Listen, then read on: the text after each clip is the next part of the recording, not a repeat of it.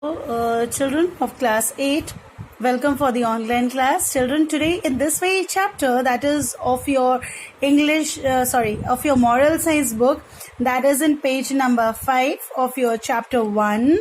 Alright, and the chapter's name is the highest human virtue. Children, first you see, as we used to give you all what is the value that is given in this very chapter. The value for this chapter is remembering God.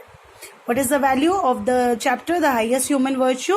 The value is remembering God. Okay.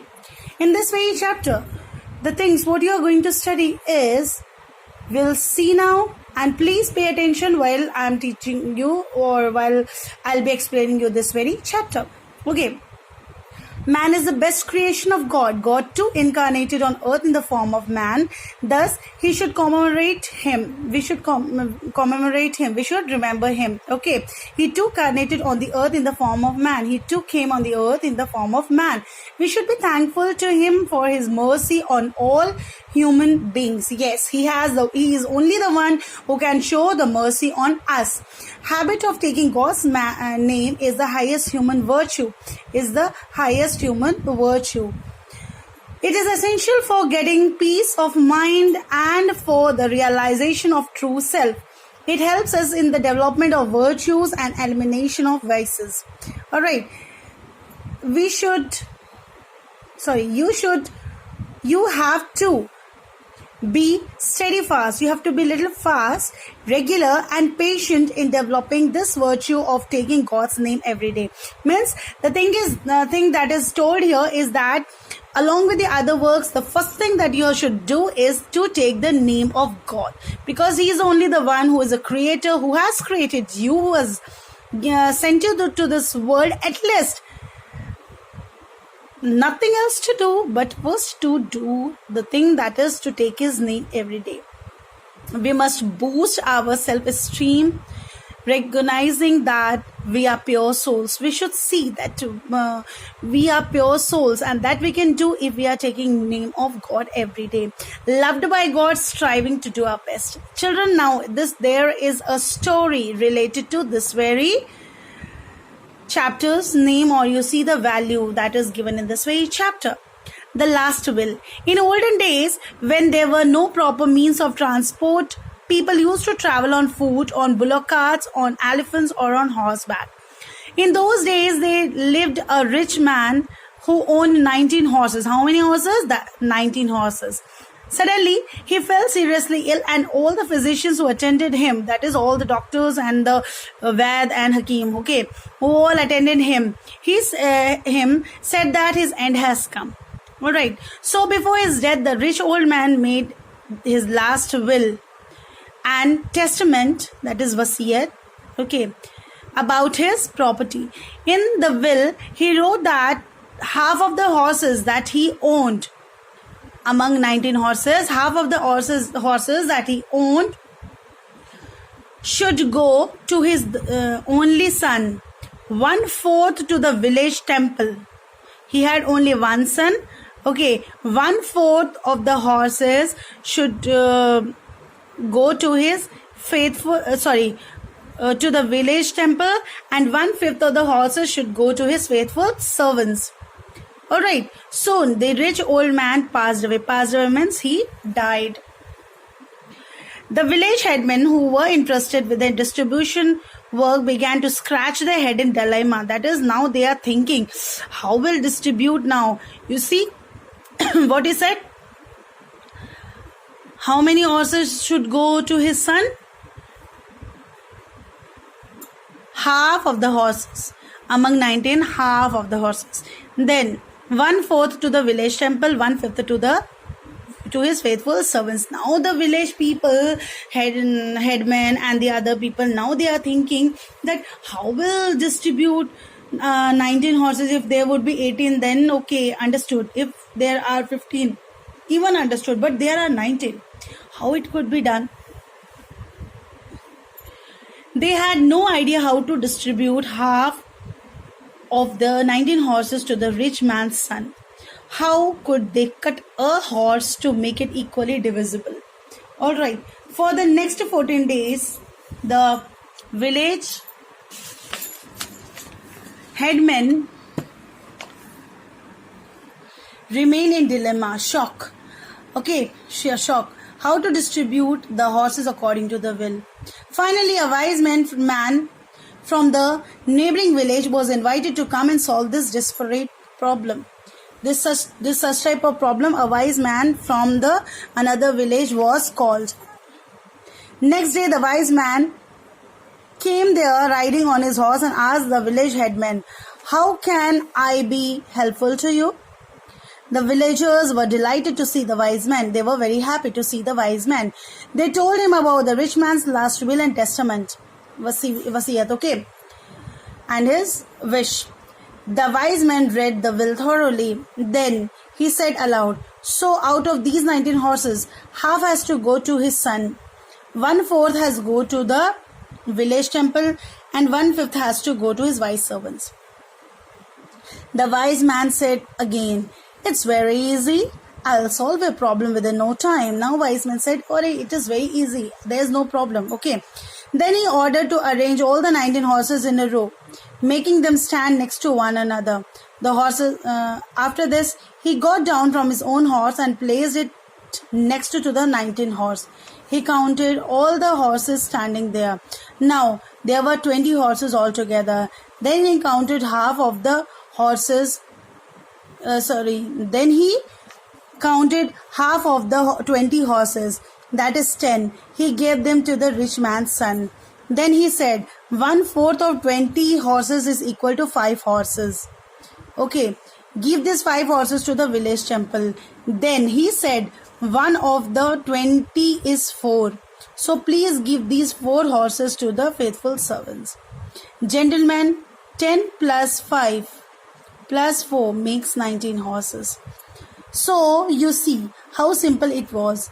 Saying this, he mounted on his horse. That is, he again rode on his horse, spoke a few inspiring words, and silently rode away towards his village. Now again he went to his village. The village headmen became speechless. They had no words now to say. They could not believe that the wise man solved their problem so gracefully, that is, so nicely, so wisely, and in no time at all. They were full of admiration. They all admired him. They said that he is really a wise man, for that wise man's wisdom. The wise man's last speech had a great impact on the villagers. They cherished and passed it to their coming generations. Now they not only to that very time they kept, but these words of his, they passed to their next generations. The wise man's speech was, in your daily life and daily affairs, do not forget to add God's name before beginning any work. That is, he added God's name. He added one of his own horse also, and then no matter, the problem was solved. No matter how small it is, just take God's name and you will never come across any unsurmountable problem. Follow the principle of God in your daily life. All your problems will become smaller and finally they will disappear.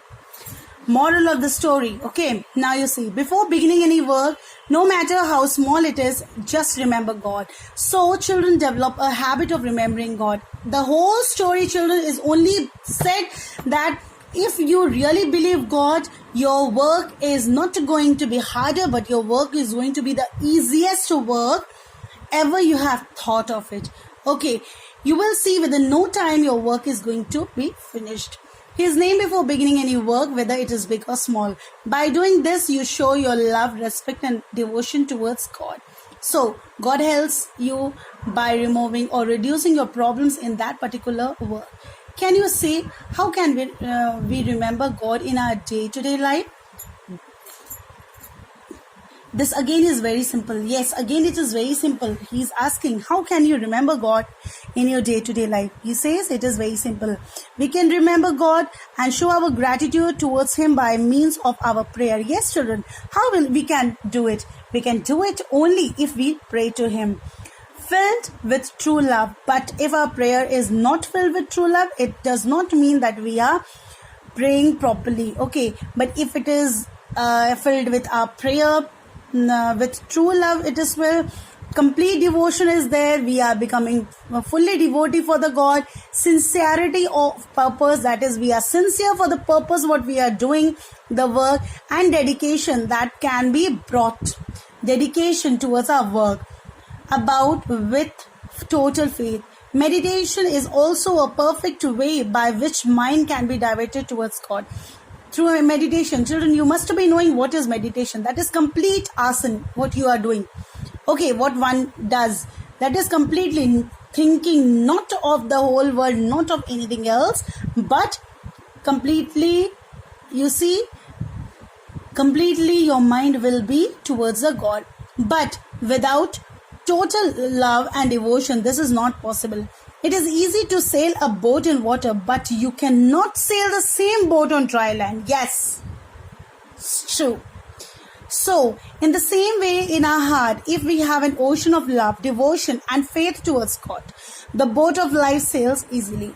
On the other hand, if we do not have an ocean of love, devotion, and faith towards God, the boat of life is unable to sail easily. So for everything, you need to have faith in God. You need to have love. You need to have concern. You need to have a purpose for your life. There should be sincerity in your life. Okay, in your work. When the heart is full of simplicity and holiness of God, we become an instrument in the service of God. Yes, when our heart is when we are fully devoted for the God, it becomes as if we are an instrument in the service of God. In this busy world, we have no time to think about God. We live because we have breath in us. But if we not pause for a while and think, who has given us birth, which keeps us alive? Children, now you see that in today's world, what is going on? The things which are around us, are surrounding us, or has encircled is only and only the evil things that are going on. But at this very time, if we do not remember God, the life of yours or the life of ours is only and only waste that we are doing. Okay, so at least now pray to God. Pray to God. We need to take a break from our busy schedules and turn to our Lord. Pray to Him. Even we are very busy every day. Please pray to God. And thank Him for the wonderful life. Thank Him for every day's life. At night, before going to sleep, thank Him for the whole day that He has given us birth. Again, early in the morning, the whole day that He has brought a new day for us. Okay.